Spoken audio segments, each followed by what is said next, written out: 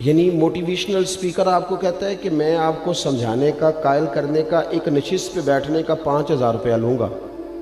اور ہمارے اسٹوڈنٹ وہ 5,000 روپیہ دے کے اس کے پاس بیٹھتے ہیں تاکہ تھوڑا موٹیویٹ کر دے، لیکن اتنی کتابیں لے کے عالم جمعے والے دن بیٹھا ہے، اتنی کتابیں لے کے، اور وہ کہہ رہا ہے تم سے کوئی مطالبہ نہیں، صرف ذرا جلدی آ جاؤ۔ مسجد میں پنکھے چلا دیے ہیں، آسانی پیدا کر دی ہے، وضو کا انتظام کر دیا ہے، چونکہ میں آپ کو ذمہ داری سے کہتا ہوں کہ کچھ چیزوں کے لیے بندے کا دل اگر اس طرح کھل جائے نا جس طرح ہونا چاہیے۔ میرے اسا فرمایا کرتے تھے خیرات لینی ہو تو صرف پیالہ تو سیدھا کر لے بندہ، اگر پیالہ ہی سیدھا نہیں ہے، ہمارا وہ مزاج نہیں، معذرت کے ساتھ مذہب کے معاملات میں بات سننے کا، پڑھنے کا، غور کرنے کا، اگر وہ مزاج ہو ایک منٹ کے لیے کہیں اور نہ جانا پڑے، کائنات کی ہر نعمت ہمیں دروازہ رسول سے ملے۔ لیکن وہ والہانہ پن، جب میں پڑھتا تھا، اب تو مجھے نہیں پتا، کافی دنوں سے میں نے معلومات نہیں کی، جب میں نے میٹرک کیا تھا تو رزلٹ 31 مارچ کو آتا تھا، تو جو بھی کسی دا آیا 31 مارچ میں، ہاں نہ نہیں کرتے تسی، 31 مارچ کو میٹرک کا رزلٹ آتا تھا، تو جنہوں نے پیپر دیے ہوتے تھے وہ 1 مارچ سے نماز بھی شروع کر لیتے تھے، اور ان کے ابا جی بھی شروع کر لیتے تھے، چونکہ پیپر دیے ہوتے تھے نا۔ تو والد کو جس دن پتہ چلتا تھا نا کہ تیرا بیٹا میٹرک کر گیا ہے، تو جس رشتہ دار کو اس نے کبھی فون نہیں نہ کرنا ہوتا تھا، وہ خوش اتنا ہوتا تھا، ابا اتنا خوش ہوتا تھا کہ وہ فون کر کے کہتا پاجی مبارک ہوئے تہاڈا بھتیجا 10 پاس کر گیا ہے۔ یہ خوشی تھی، خوشی سنبھالی، بعض اوقات جب صحیح معنوں میں خوشی ہو تو پھر وہ سنبھالی، صدقے جاواں واری جاواں یہ اماں ہی کہتی ہے، اور سجدہ بھی اسی کو ہی ہے، لیکن کبھی پتر کا قد باپ کے برابر ہو جائے تو بات ابے سے بھی سنبھالی کوئی نہیں جاتی۔ وہ کہتا ہے اب مجھے خیر ہے میرا بیٹا، وہ الگ بات ہے، بیٹا شادی کے 6 ماہ بعد کہ میں نے علیحدہ ہونا ہے، وہ معاملہ الگ ہے، لیکن باپ بڑا راضی ہوتا ہے کہ قد برابر ہو گیا، پڑھ گیا، قابل ہو گیا۔ صحیح کہہ رہا ہوں، یہ والہانہ پن ہوتا ہے، والہانہ پن رشتوں میں ہوتا ہے، رشتوں کی حساسیت بتاتا ہے، نہ سمجھ آئے تو پھر حضرت انس بن مالک رضی اللہ تعالیٰ عنہ فرماتے ہیں مجھے وہ دن نہیں بھولتا جس دن اللہ کے رسول مکے سے ہجرت کر کے مدینہ طیبہ آئے تھے۔ کوئی حضور کی اونٹنی کے آگے، کوئی پیچھے، کوئی دائیں، کوئی بائیں، کوئی یا محمدہ یا رسول اللہ کا نعرہ لگاتا تھا۔ بنو نجار بڑا قبیلہ تھا، بڑا، وہ قبیلوں میں اعزاز رکھتا تھا، ان کی بچیاں دف لے کے بیٹھ گئیں، خوشی سنبھالی نہیں جا رہی، وہ ننھی بچیاں جو بیٹھ کر وہاں دف بجاتی تھیں، رسول پاک کی جانب اشارے کر کے گاتی تھیں اور کہتی تھی ہمیں معمولی نہ سمجھنا، ہم ہیں بچیاں نجار کے عالی گھرانے کی، ہمیں خوشی ہے آمنہ کے لال کے تشریف لانے کی۔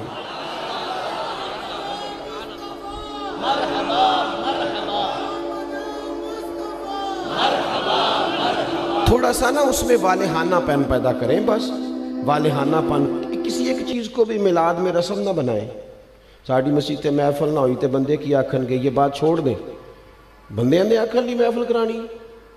یہ تو رب رسول کی رضا والا کام ہے، اور اس میں سے رسومات اور قیود بھی نکال دیں۔ اتنی مہنگی محفل کر دیا ہے، غریب آدمی ہاتھ ہی نہیں ڈال سکتا محفل کو، اتنی مہنگی، اتنے موٹے خرچے آنے والوں کے۔ جو یہاں آپ کے علاقے میں نعت پڑھتا ہے وہ بھی نبی پاک کی پڑھتا ہے۔ تھوڑا سا نا چیزوں، میں نے اس دفعہ پچھلے سال دوستوں سے کہا تھا کہ جڑا تسی شاپنا چ لنگر دیندے ہو نا، انہوں بھی پیر صاحب تے مولوی صاحب تے خطیب صاحب لنگر شریف ہی آندے نے، انشاءاللہ کھا لیں گے بھی، سب کا لنگر ایک جیسا پکایا کرو، بہت سارے غریب گھروں میں سارا سال نہیں گوشت پکتا، اگر زیادہ بوٹیاں ڈال کے میلاد شریف پہ بٹھا کے طریقے سے کھلاؤ گے نا کھانا، تو ہو سکتا ہے ماڑے بندے کے بچے اپنے باپ سے پوچھیں کہ ابا جی سان تے کدی انج نہیں لبا، یہ اج کی ہے، اس بھی رو کے آکھنے پتر رج کے کھاؤ، اج نہیں کوئی تانوں ڈکدا، اج میرے نبی پاک دا میلاد شریف، لیکن اس میں جذبات لے کے آئیں، احساسات لے کے آئیں، اس کا بھی وہ والا ماحول نہ بنائیں جن نے 2 لاکھ دیتا ہو مہمان خصوصی، سٹیج دی زینت بس کریں۔ حضور کی محفل میلاد کا مہمان خصوصی وہ ہے جو آ کے فجر کی اذان دیتا ہے، جو مسجد میں جھاڑو دیتا ہے، جو رسول اللہ کے دین کی نوکری کرتا ہے، نہ سمجھ آئے تو بخاری شریف سے اس خاتون کا واقعہ نکال کے دیکھو جو میرے نبی پاک کی مسجد میں جھاڑو دیتی تھی۔ صحابہ نے حضور کو تکلیف دینا پسند نہ کیا اور جنازہ پڑھ کے دفن کر دیا تو حضور قبر پہ آ کے کھڑے ہو گئے، اور ساری دنیا گنبد خضرا پہ، اور حضور کسی کی قبر پہ آ جائیں۔ نبی کریم آ گئے قبر پہ کیونکہ یہ مسجد میں جھاڑو دیتی ہے، حضور قبر پہ کھڑے ہو گئے۔ ویسے تو دوسرا جنازہ جائز نہیں، لیکن وارثوں نے نہ پڑھا ہو تو پھر جائز ہوتا ہے، اور حضور تو خود وارث ہے نا ساری امت کے۔ تو نبی پاک نے قبر پہ کھڑے ہو کے فرمایا بناؤ صفے، میں دوبارہ جنازہ پڑھاؤں گا۔ تھوڑا سا نا حقیقتوں کا سفر کرے۔ بڑی ہو گئی رسمی باتیں، بڑا کچھ ہو گیا، اب تھوڑا سا نا ہمیں اپنے مزاج میں دیکھو۔ حضور نے کہا تھا کسی صحابی سے کہ میرے ناک سے یا میرے منہ سے بلغم نکلے تو چہرے پہ مال لینا۔ ادب اور محبت اور والہانہ پن ہو تو انداز بھی آ ہی جاتے ہیں، انداز آ جاتے ہیں۔ حضور نے کہا تھا کسی سے کہ میرے وضو سے جسم سے جو پانی لگ کے گزرے تم چہروں پہ ملنا، کہا تھا۔ بلکہ آپ صحیح مسلم شریف دیکھیں، حضرت ابو ایوب انصاری رضی اللہ تعالیٰ عنہ فرماتے ہیں نبی کریم علیہ السلام میرے گھر کو حضور نے رونق بخشی، میرے غریب خانے پہ آئے تو میرے گھر کی 2 منزلیں تھیں، نیچے میں رہتا تھا، اوپر کئی دفعہ بچے ہوتے تھے یا خالی ہوتا تھا۔ جب محبوب تشریف لے آئے تو میں نے عرض کی حضور جو آپ پسند کریں، تو فرمایا میں نیچے رہتا ہوں، لوگوں نے آنے جانا ہے، لوگوں کو آسانی ہوگی۔ حضرت ابو ایوب انصاری کہتے ہیں بچے لے کے چھت پہ چلا گیا، لیٹ گیا۔ رات کو میں اٹھا، اچانک آنکھ کھلی، چھت پہ چل رہا تھا تو میرے دل میں خیال آیا کہ ابو ایوب کہیں ایسا نہ ہو کہ جہاں تیرے پیر ہیں وہاں نیچے حضور آرام فرما ہو۔ خیال آیا، یعنی اگر حضور اس کو بطور ادب ان کے سامنے بیان کرتے تو محبوب فرماتے ادب یہ ہے کہ میں اوپر رہتا ہوں تو نیچے رہے، لیکن نبی پاک صلی اللہ تعالی علیہ وآلہ وسلم نے ایک اور انداز، صحابہ نے ایک اور انداز ہمیں حضور کی غلامی کا سکھایا کہ یہ حضور نے کہا نہیں۔ حضرت ابو ایوب کہتے ہیں مجھے وہ خیال آیا تو میں ایک کونے میں ساری رات کھڑا رہا، اور وہاں میں نے ساری رات بیٹھ کے گزار دی۔ صبح آ کے عرض کی یا رسول اللہ میرے بس کی بات نہیں ہے چھت پہ رہنا، جہاں نیچے آپ تشریف فرما ہو۔ محبوب نے یوں نظر اٹھا کے چہرہ دیکھا اور ان کی قلبی کیفیت اور ان کے باڈی لینگویج اور ان کا انداز کا اخلاص، فرمایا ٹھیک ہے تو بچے لے کے نیچے آ جا اور میں اوپر چلا جاتا ہوں۔ یہ صحابہ نے نا ہمیں حضور کے ساتھ والہانہ پن، ایک تو محبت کا والہانہ پن، ادب کا والہانہ پن، اور تیسری بات، اور اسی کے قریب جا کے میں نے بات سمیٹ دینی ہے، وہ نبی پاک کا حکم ماننے میں والہانہ پن رکھتے تھے۔ آج کل کسی دوست سے کہے نا نماز پڑھو، وہ کہنا ہے تسی دعا کرو میرے لیے، میں نماز پڑھا کراں، تو میں کہنا بینک تنخواہ آ جائے کدی نہیں کسی دعا کرائی کہ دعا کر دیو میرا تنخواہ لین جان نو دل نہیں کرتا پیا، کرائی کبھی کہ ہنسنے کی باتیں نہیں ہے، اللہ معاف کرے۔ مسجد میں کیوں ہنسنا ہے جی ہم نے؟ او بھائی کبھی دعا کرائی ہے کہ فلانے بندے سے پیسے لینے ہیں، وہ کہہ رہا ہے کہ پیسے لے جا کہ میرا جانے کو دل نہیں کر، کرائی ہے دعا کبھی؟ بولو نا، دل کرتا جانے کو، مسجد آنے کو کیوں نہیں کرتا؟ عجیب بات ہے نا کہ میری جس سویرے آنکھ نہیں کھلتی، میں دیکھتا ہوں نا جس کی صبح 4 بجے باہر کی فلائٹ ہو اس کی آنکھ کھلتی ہے کہ نہیں کھلتی؟ کس طرح کا مذاق ہم کرتے ہیں اپنے آپ کے ساتھ، اور ہر آدمی کا حکم مقدم ہے میرے تیرے لیے، اور جو نبی پاک نے حکم دیا ہے میں کسی غیر سے جا کے کہوں کہ چہرے پہ داڑھی رکھ، نبی پاک کی سنت ہے نا، تو حضور کے غلام سے کہنا ہے نا،